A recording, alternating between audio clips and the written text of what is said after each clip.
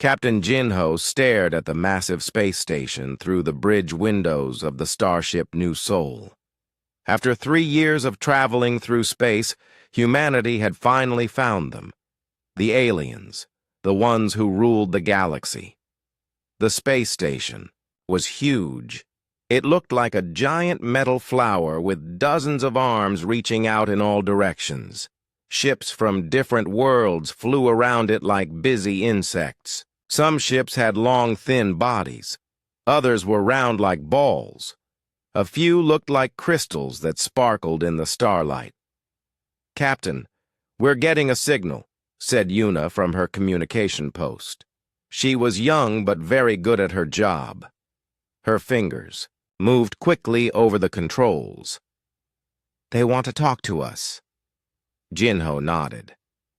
This was the moment they had all been waiting for. The moment that would change everything for humanity. "Put them through." The main screen flickered and showed an alien face. The creature had blue-green skin and 4 yellow eyes. Its mouth was wide and filled with sharp teeth. When it spoke, its voice sounded like metal scraping against stone. "I am Commander Thek of the Galactic Council. You are the humans, yes? The new species from the small world?" "Yes," Jinho replied.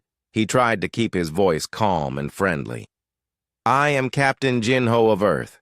We come in peace. We want to learn about the galaxy and make friends with other species." The alien made a sound that might have been laughter. It was not a pleasant sound. "Friends? How amusing. Small species always say such things when they first leave their home worlds." Mina, the ship's navigator, turned to look at Jinho. She had been studying the star maps for months, learning about this part of space. Her dark eyes showed worry. Something was wrong with how this alien was talking to them. "We have traveled far to meet you," Jinho continued. "Our people are excited to join the galactic community. We have much to offer." "Offer?" Commander Thek's 4 eyes seemed to glow brighter. "You misunderstand your situation, human. You do not offer anything to us. You will submit to the Galactic Council's authority. Your world will pay tribute. Your people will follow our laws." Doyen, the ship's engineer, made a soft sound of surprise. He had been fixing something under his console, but now he stood up, straight. His hands were dirty from working with the ship's engines, but his mind was sharp. He understood what the alien was saying better than anyone. "I'm sorry," Jinho said carefully, "but we cannot do that. Earth is a free world. Our people choose their own government. We make our own laws." The alien's expression changed. Its mouth opened wider, showing more of those sharp teeth. "You refuse? You, a species that has barely learned to travel between stars, refuse the Galactic Council?" "We want to be friends and trade partners," Jinho explained. "But we will not be slaves. That is not who we are." Other aliens appeared on the screen now. One was tall and thin with silver skin. Another looked like it was made of living rock. A third had purple fur and 6 arms. They all stared at the humans with what looked like amusement. "How entertaining," said the tall silver one. "It has been many cycles since a new species showed such boldness." Commander Thek nodded. "Indeed, High Chancellor Vecton. Perhaps they need to see what happens to species that refuse the Council's generosity." Jinho felt a cold feeling in his stomach. "What do you mean?" "Your people have a colony world, do they not? New Busan, I believe it is called." The alien's yellow eyes seemed to shine with cruel joy. 2 million of your kind live there. Simple farmers and builders, working hard to make a new home. "Leave them alone," Jinho said quickly. His voice was no longer calm. "They have done nothing wrong. They are just trying to live peaceful lives." Peace. The alien repeated the word like it tasted bad. Such a strange concept. Peace is what the strong give to the weak, when the weak know their place. Yuna was listening to other signals now. Her face went pale. "Captain," she whispered, "I'm picking up military transmissions. There are warships moving toward the new Busan system." Jinho stood up from his command chair. "This is not necessary. We can talk about this. Find a solution that works for everyone." "The solution is simple," High Chancellor Vecthan said. His silver face showed no emotion. "Submit to the Council's authority, and your colony world remains safe. Refuse, and learn what happens to those who displease us." "You cannot do this," Mina said, stepping forward. "Those people are innocent. They are not soldiers. They are families with children." "Exactly," Commander Thek replied. "Which is why this lesson will be so educational." The screen went dark. The aliens had ended the communication. Jinho turned to his crew. These people had become like family to him during their long journey. Yuna with her quick mind and gentle heart. Mina with her careful attention to detail. Doyen with his magic touch with machines. They all looked at him now, waiting for orders. "Can we reach New Busan?" he asked. Doyun shook his head sadly. "Not in time, Captain. It would take us 6 days to get there. The alien ships are already in that system." Yuna was still listening to the alien communications. Her hands shook as she worked. "Captain, they're not just threatening. They're actually going to do it. The attack is starting now." On the main screen, they could see the alien space station. Ships were leaving it, heading toward jump points that would take them to human space. But other ships were already there. Already at New Busan. "Jinho," Mina said softly, "your sister lives on New Busan." He nodded. Minji had moved to the colony world 2 years ago with her husband and their 2 young children. She had sent him messages about how beautiful it was there. Rolling green hills under an orange sky, clean rivers where the children could swim, small towns where everyone knew everyone else. "We have to warn Earth," Jinho said. "Tell them what happened here." But even as he gave the order, they all knew it was too late for New Busan. The aliens had made their choice. They had decided to teach humanity a lesson about power and submission. What they did not know was that they had just made the biggest mistake in galactic history. They thought they were dealing with just another weak species that would bow down when threatened. They were wrong. Humanity was about to show the galaxy what happened when someone threatened their families. The aliens wanted conflict. They thought they understood what war meant. They had no idea what was coming for them. The emergency meeting room on Earth was full of angry voices.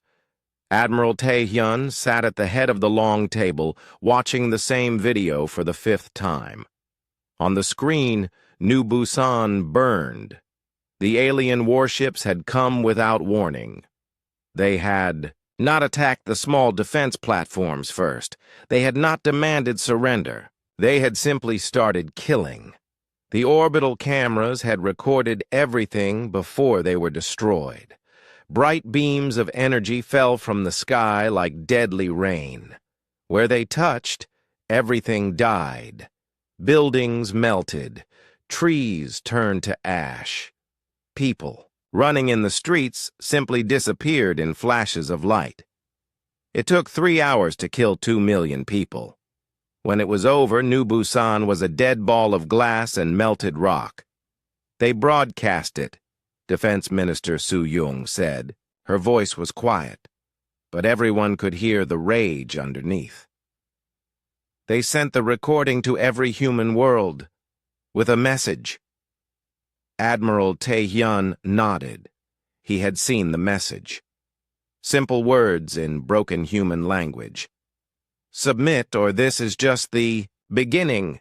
General Hyunwoo slammed his fist on the table. We cannot let this stand. Those animals murdered innocent families. Children were playing in those streets. What do we have? Admiral Tae-hyun asked. What can we fight them with? The room went quiet.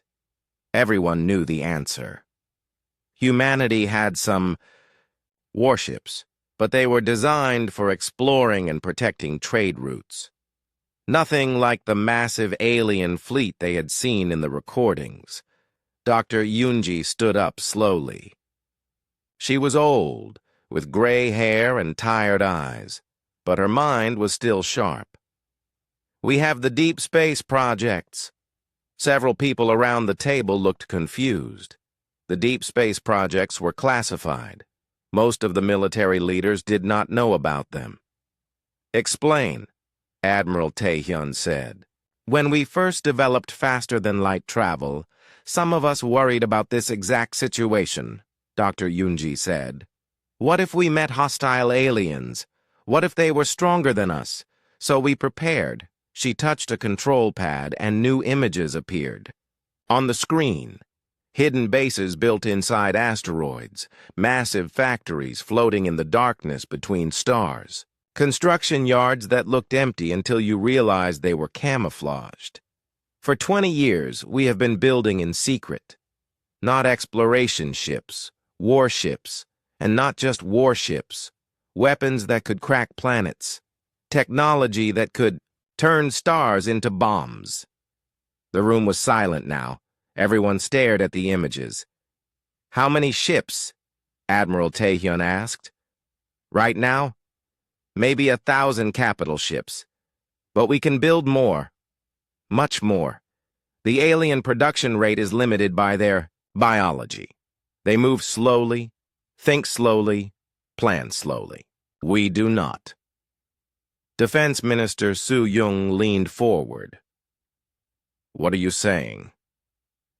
I am saying that the aliens have awakened something they do not understand, Dr. Yoonji replied.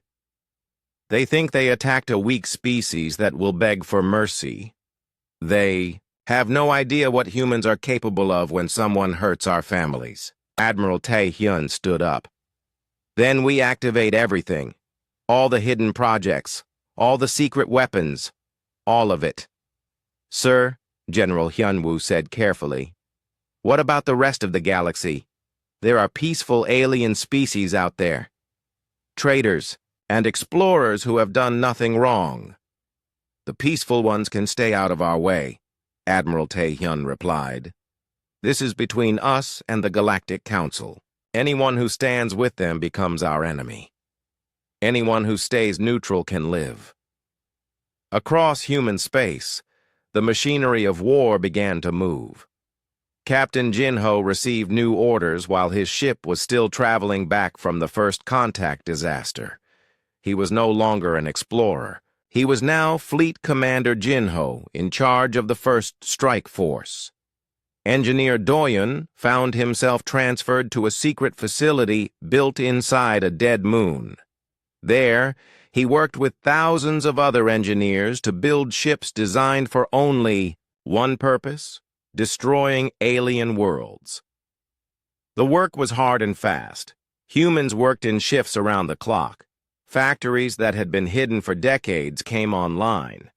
Construction yards that had been disguised as research stations revealed their true purpose. But the most important work was being done by people like Dr. Jinwoo. He was developing something new, something the aliens would never expect. They rely on their existing technology, he explained to his team. They have been using the same weapons and tactics for thousands of years, but we have been studying their broadcasts, learning how their ships work, how their weapons function, how their minds think. His team was building artificial intelligence systems, not just computers, but thinking machines that could learn and adapt faster than any living being. Machines that could watch an alien fleet, and predict exactly what it would do next. Meanwhile, on the hidden research station called Forge 7, Dr. Yunji was working on humanity's ultimate weapon. She called it the Stellar Cascade. It was a device that could cause a star to collapse, creating a black hole that would swallow everything in the system. "Is it ready?" Admiral Tae-hyun asked during a secret transmission. "Almost," Dr. Yunji replied. "But sir, you need to understand what this means. Once we use weapons like this, there is no going back. The galaxy will see us as monsters." "The galaxy already saw us as victims," Admiral Tae-hyun said. "Let them see us as monsters instead. At least monsters are feared." The aliens had no idea what was happening in human space. They thought the silence meant surrender. Human worlds had stopped sending trade ships. Human diplomatic messages had ended. Human explorers had stopped visiting alien ports. To the Galactic Council, this looked like exactly what they expected. A weak species had been taught a lesson and was now too afraid to leave their home systems. High Chancellor Vecthon was pleased. "See how quickly they learned? One demonstration of power, and they hide in their corner of space like frightened children," Commander Thek agreed. "Perhaps we were too harsh. 2 million dead seems to have been enough to break their spirit. They were wrong." The silence did not mean fear. It meant preparation.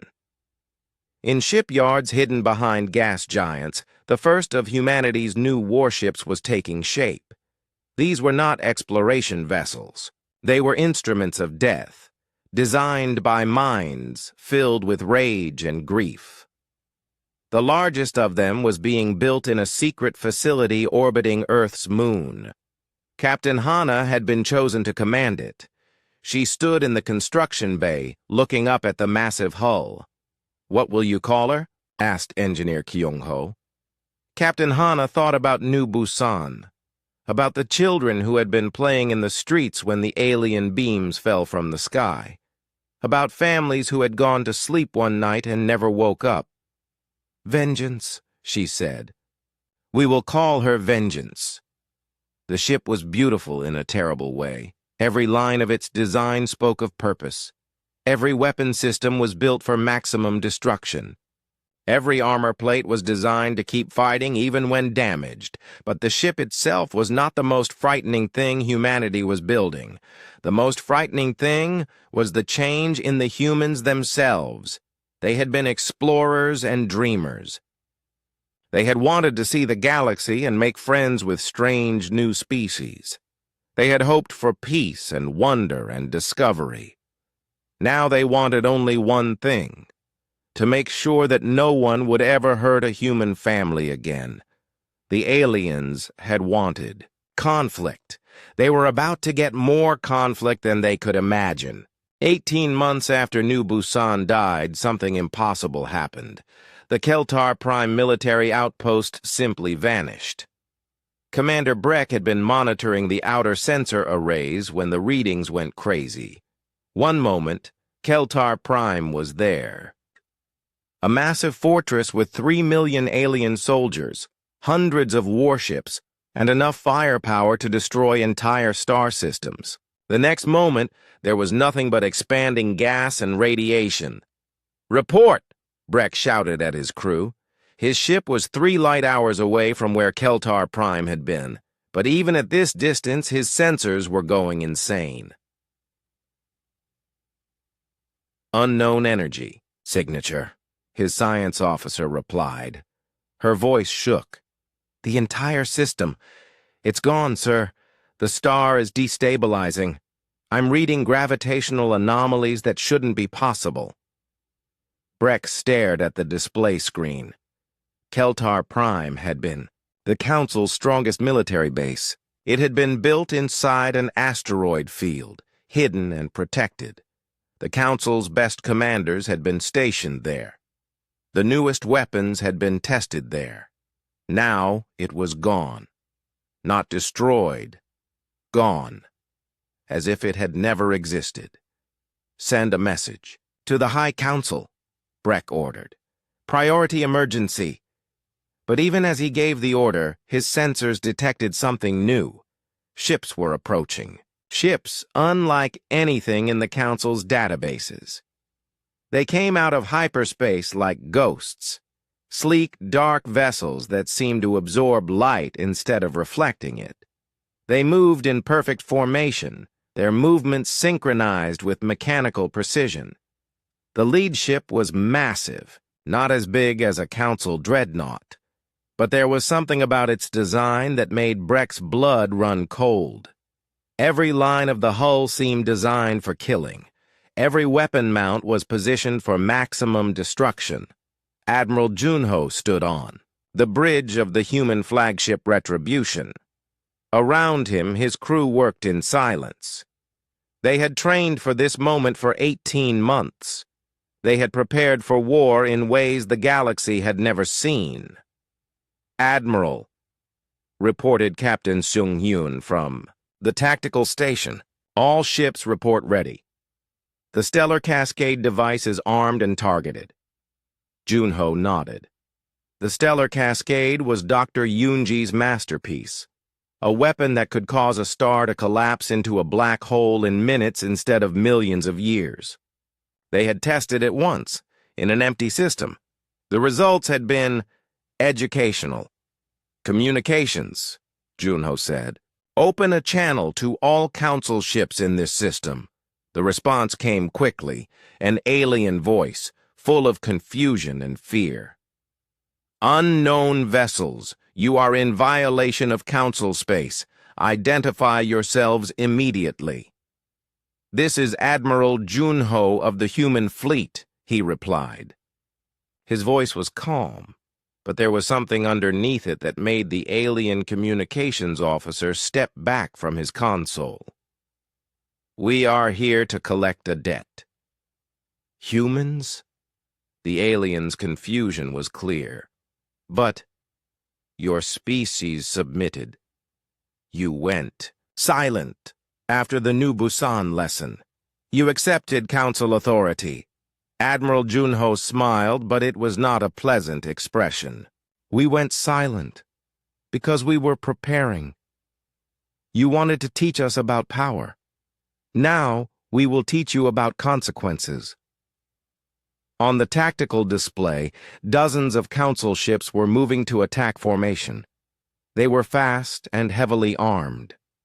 Under normal circumstances, they would have been more than enough to handle a small human fleet. But these were not normal circumstances.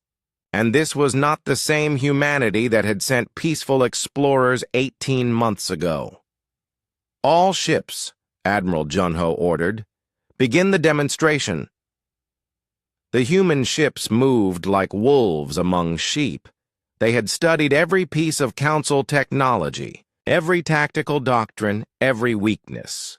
Their artificial intelligence systems, designed by Dr. Jinwoo, predicted Council movements with frightening accuracy.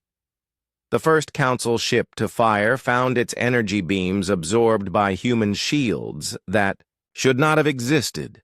The return fire was precise and devastating. The Council ship's engines exploded, sending it spinning helplessly into space. Captain Hana commanded the Vengeance, humanity's newest and most powerful warship. She watched the tactical display as her ship's weapons systems locked onto target after target. "Fire," she said simply. The weapons that humanity had developed in secret were unlike anything the Council had ever faced. Beams that could cut through any armor. Missiles that could think for themselves and adapt to enemy defenses. Energy fields that could crush a ship's hull like paper. But the real shock came when the Council fleet tried to retreat. They found that the humans had surrounded them with invisible mines, devices that could disrupt hyperspace and trap ships in normal space. "You cannot escape," Admiral Junho broadcast to the surviving Council ships. "Just as the people of New Busan could not escape when you burned them from orbit." The council commander, a being called Grextal, appeared on the communication screen. He had green skin and multiple eyes, all of them wide with fear. "This is impossible. Your species is primitive. You barely have space travel." "We had space. Travel," Admiral Junho corrected. "Now we have something else. We have purpose." Commander Sung-yun had been working with the Stellar Engineering team. The Stellar Cascade device was ready. It was a small thing, no larger than a human fist, but it contained the power to kill a star. "Device is in position," he reported. "Stellar collapse will begin in 60 seconds. Grextal's eyes grew wider. "Stellar collapse? That's impossible. No species has that technology." "No species had that technology," Admiral Junho replied. "But you taught us that the galaxy is a dangerous place. You taught us that only the strong survive. You taught us that sometimes, to protect the innocent, you must be willing to become the monster." The device activated. Deep in the heart of the Keltar system's star, forces that had burned for billions of years suddenly turned inward. The fusion process that had given life to worlds began to reverse. The star started to die. 30 minutes, Captain Sung-yun reported. "All Council ships will be pulled into the event horizon unless they retreat to minimum safe distance immediately." But the Council ships could not retreat. The human minds kept them trapped in the system. They could only watch as their star began to collapse. "Please," Grextal begged. "We surrender. We will leave human space. We will never return." Admiral Junho's expression did not change. "The people of New Busan begged too. Did you listen to them?" The star collapsed in 15 minutes instead of 30. The humans had underestimated their own weapon. The Keltar system's star compressed itself into a point of infinite density, creating a black hole that swallowed light itself. The Council ships died instantly. The space station where Grextal had made his last desperate plea was crushed into atoms. The entire system became a tomb. But the human ships survived. They had pulled back to safe distance and watched the destruction through sensors and cameras. Every member of the human fleet watched as an entire star system died. Some of them felt sick. Some of them wept. But none of them regretted what they had done. Admiral Junho opened a communication channel that would reach across the galaxy. Every species, every world, every ship would receive his message. "This is Admiral Junho of the human fleet," he said. "The Keltar system has been sterilized in response to the unprovoked attack on New Busan. This is not a negotiation. This is not a threat. This is a statement of fact." He paused, looking at the tactical display where a star had been just minutes before. "The Galactic Council chose to make humans their enemy. They chose to murder our families. They chose to teach us about power through violence. We have learned their lesson well." The transmission ended. Across the galaxy, billions of beings watched recordings of the Keltar system's death. They saw the human ships moving through space like dark angels. They saw technology that should not exist. They saw what happened when humanity decided to stop being peaceful. The Galactic Council had wanted conflict. They had wanted to show a primitive species their place in the galactic order. Instead, they had awakened something that would change the galaxy forever. Humanity was no longer the species that begged for peace and friendship. Now they were the species that could kill stars, and they were just getting started.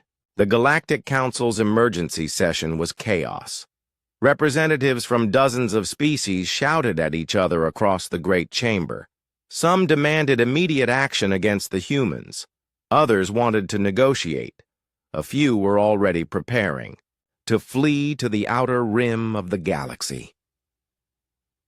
High Chancellor Vecton stood at the center of the chamber, his silver skin pale with fear.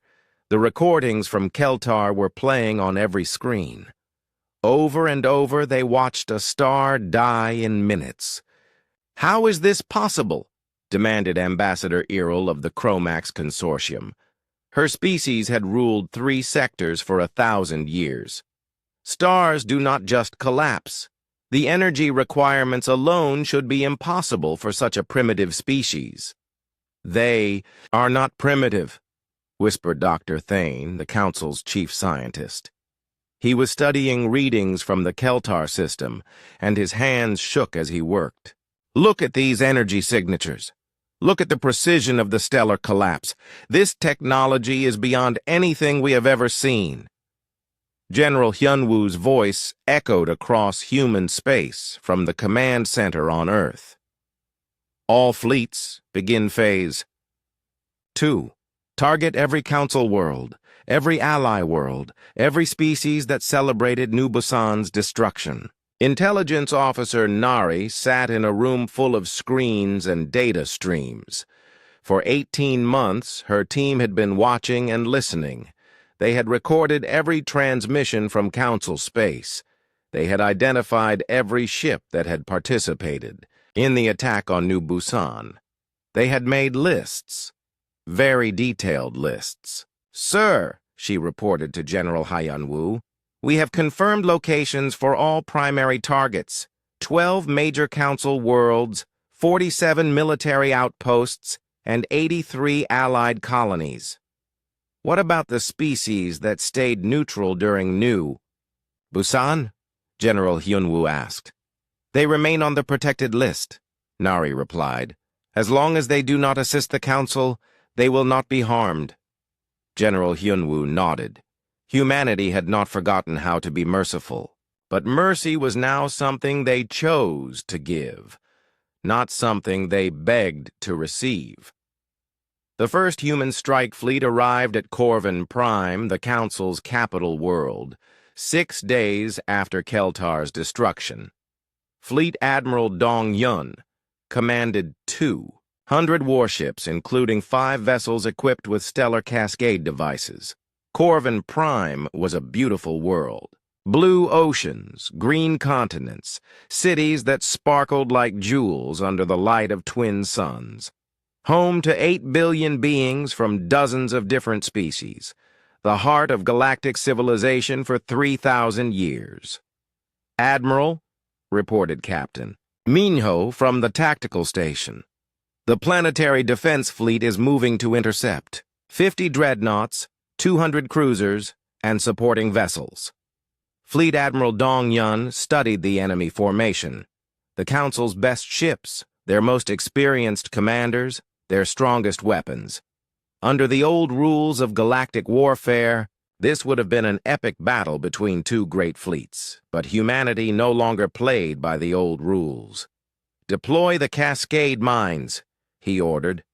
The mines were small devices, each no bigger than a human head, but they contained the same technology that had killed the Keltar star. Hundreds of them spread out through the space around Corvin Prime, invisible to Council sensors. The Council fleet attacked with the fury of beings fighting for their home.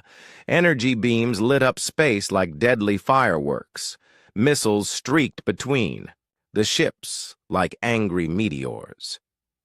For a few minutes, it looked like the kind of space battle that poets would sing about for generations. Then the cascade mines activated. The twin suns of the Corvin system began to die simultaneously. Not the slow death of natural stellar collapse, but the violent, rapid death that humanity had learned to create. 2 stars, each older than human civilization, compressed themselves into points of infinite darkness. The Council fleet had perhaps 30 seconds to understand what was happening. 30 seconds to realize that they were not just fighting for Corvin Prime, but for the entire system. 30 seconds to comprehend that humanity had brought weapons that could kill worlds, simply by destroying the stars that warmed them. Broadcast. To the planet. Fleet Admiral Dong Yun ordered. On every screen across Corvin Prime, his image appeared. He was not an impressive figure, just a middle-aged human with gray hair and tired eyes. But when he spoke, 8 billion beings listened in terror. "People of Corvin Prime," he said, "your government attacked our colony world without warning. They murdered 2 million innocent humans to teach us a lesson about power. We have learned that lesson. We have learned it very well." The twin stars continued to collapse. Ships that tried to flee the system were destroyed by human vessels that seemed to appear from nowhere. There was no escape from Corvin Prime, no rescue coming from other council worlds. "You have 20 minutes to evacuate to the southern continent," Fleet Admiral Dong Yun continued.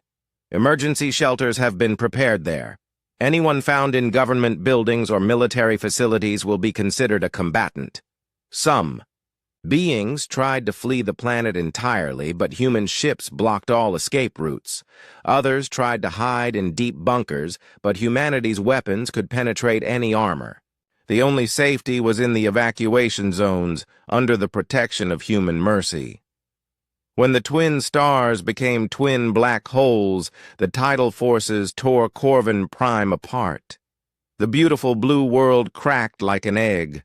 Oceans boiled away into space.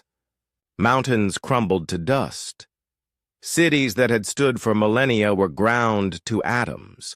But the southern continent, protected by human force fields, survived. 3 billion beings huddled in emergency shelters, watching their world die around them. They had been spared because humanity chose to spare them, not because they had any power to save themselves. High Chancellor Vecthon himself was among the survivors. He sat in a shelter with common citizens, his authority meaningless in the face of human technology. When Fleet Admiral Dong Yun appeared on the shelter's communication screen, Vecthon stood on shaking legs. "We surrender," he said. "The Council formally surrenders to humanity. We will accept any terms you offer." Fleet Admiral Dong Yun's expression did not change. "You misunderstand the situation. This is not a war where surrender ends the fighting. This is justice. You attacked our families. You murdered our children. You chose to teach us about power through violence." He gestured to the screens showing the destruction outside the shelter. "We are simply returning the favor." Dr. Jiwoo had perfected the Cascade weapon technology beyond even Dr. Yunji's original design. Now one device could cause multiple stars to collapse in sequence, creating a chain reaction that could sterilize entire sectors of space. "How many systems can we destroy simultaneously?" General Hyunwoo asked during a strategy meeting. "Theoretically, hundreds," Dr. Jiwoo replied. "The cascade effect can jump from star to star through hyperspace. We could depopulate half the galaxy if we wanted to." "Do we want to?" asked Admiral Tae-hyun. The room fell silent.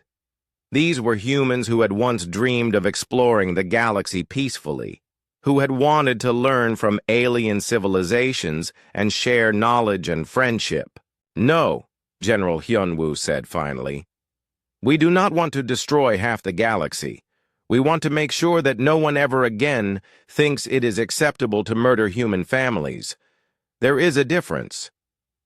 Intelligence Officer Nari had been tracking the Council's remaining fleets. Most had scattered to distant systems or hidden in deep space. But some were still fighting, still trying to protect Council worlds. "The Torvin battle fleet is moving to defend their home system," she reported. "Admiral, Grek commanding, 60 ships of the line?" "Torvin," General Hyunwoo repeated the name. "Were they involved in New Busan?" Nari checked her records. "Yes, sir. Torvin ships provided escort for the attack fleet. Their admiral called the destruction a necessary lesson for primitive species." General Hyunwoo's expression hardened. Then they can learn a lesson of their own. Dispatch the 7th Fleet. The 7th Fleet was commanded by Captain Sunwoo, one of humanity's youngest admirals. His ships reached the Torvin system just as Admiral Grek's fleet was taking defensive positions around their home world. Captain Sunwoo opened communications with the Torvin fleet. Admiral Grek, you are guilty of participating in the unprovoked attack on New Busan. Surrender now, and your crews will be spared. Admiral Grek was an old warrior who had won battles across the galaxy. He had never surrendered to anyone. Human pup, he snarled. You think your star-killing tricks frighten us? We have faced worse enemies than you.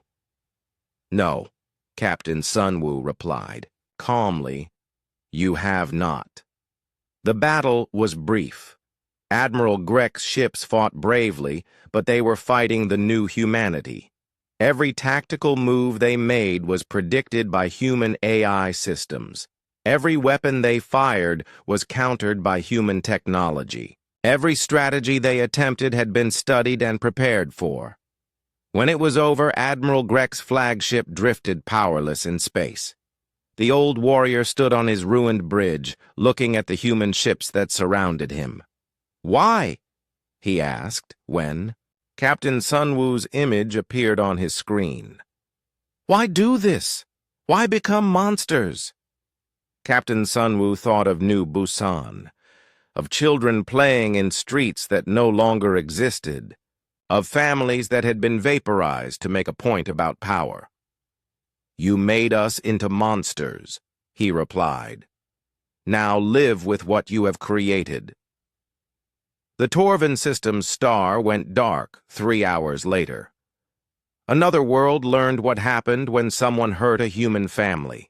The war that had begun with New Busan's destruction ended not with surrender, but with silence.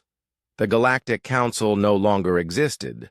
The species that had celebrated humanity's lesson were scattered across the outer rim of space, hiding in systems so remote that their stars had no names.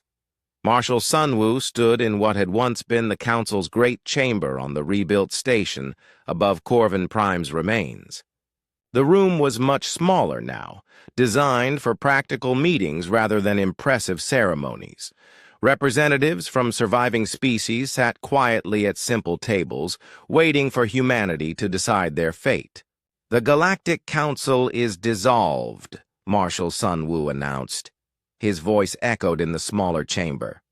All council laws, treaties, and authority are hereby terminated. New rules will govern this galaxy.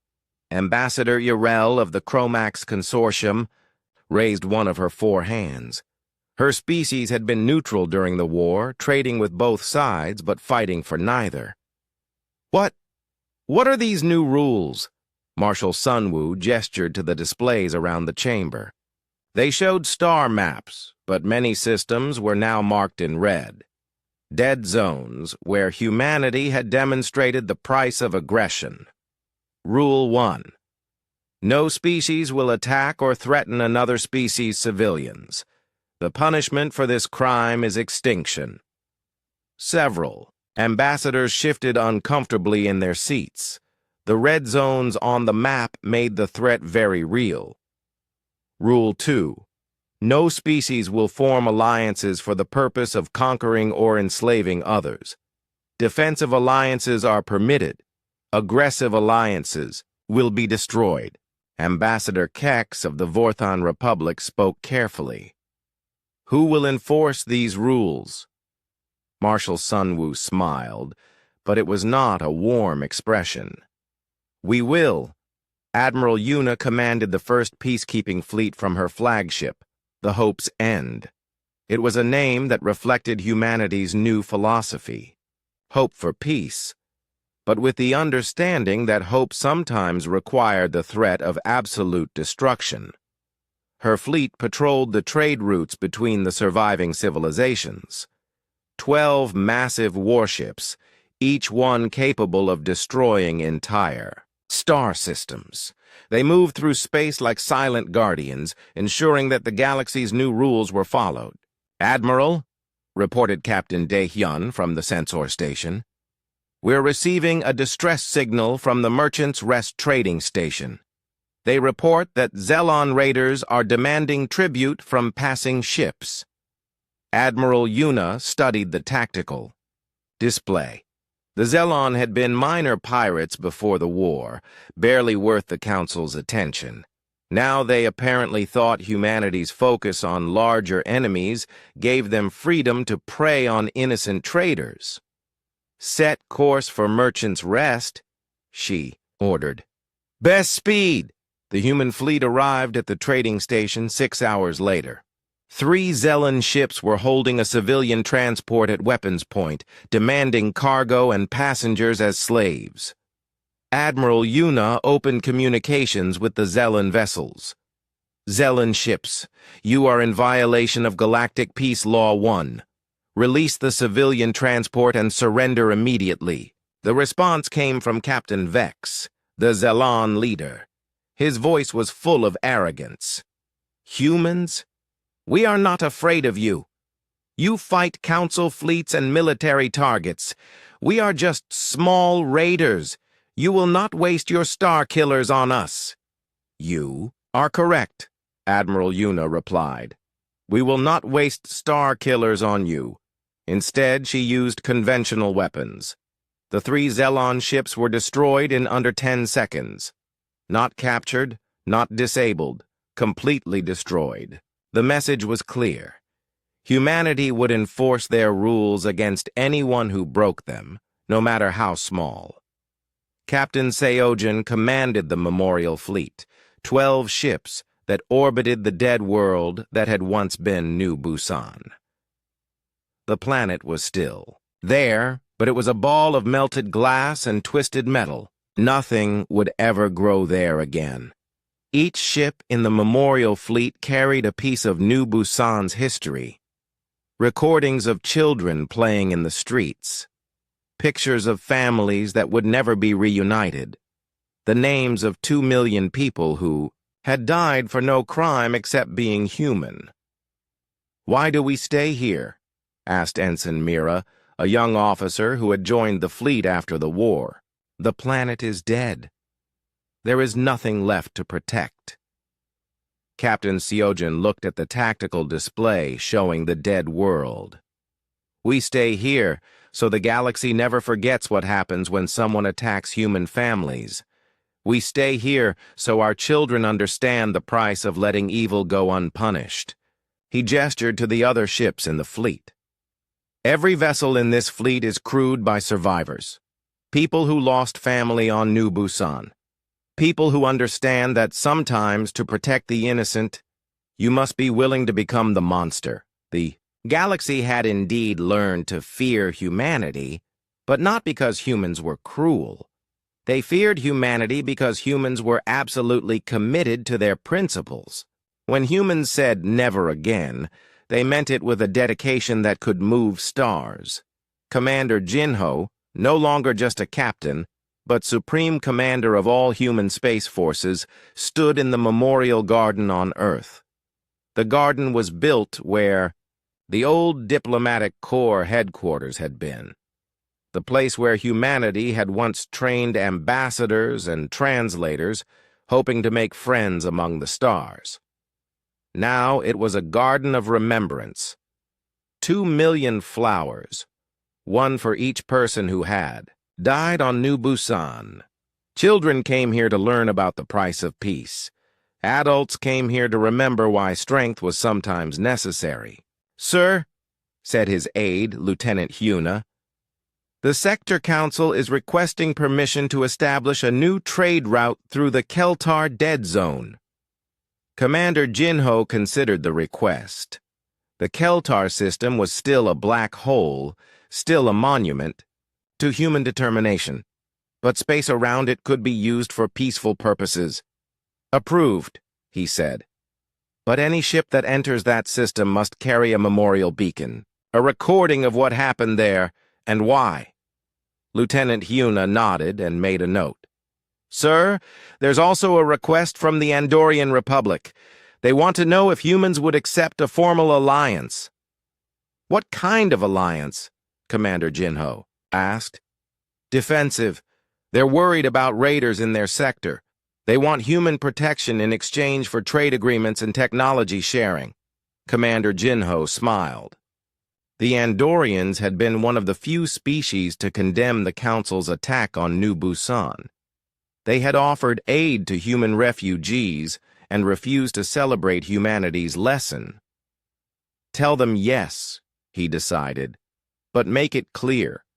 We protect allies who share our values. Anyone who preys on the innocent becomes our enemy. The memorial garden was quiet in the Earth afternoon. Children played among the flowers while their parents watched carefully. The galaxy was at peace now, but it was a peace built on the foundation of demonstrated strength. Humanity had learned a hard lesson about the universe. The galaxy was not full of friendly explorers waiting to make friends. It was full of predators who respected only power. Species who saw kindness as weakness and mercy as an invitation to attack. But humanity had also taught the galaxy a lesson in return. They had shown what happened when you attacked a species that valued family above everything else. A species that would sacrifice their own souls to protect their children. The flowers in the memorial garden swayed in the breeze, each one representing a life that had been taken too soon. But above them, in the sky, the shapes of human warships could sometimes be seen, silent guardians ensuring that such a tragedy would never happen again. The galaxy had wanted to teach humanity about power. They had succeeded beyond their wildest nightmares. Humanity had learned about power.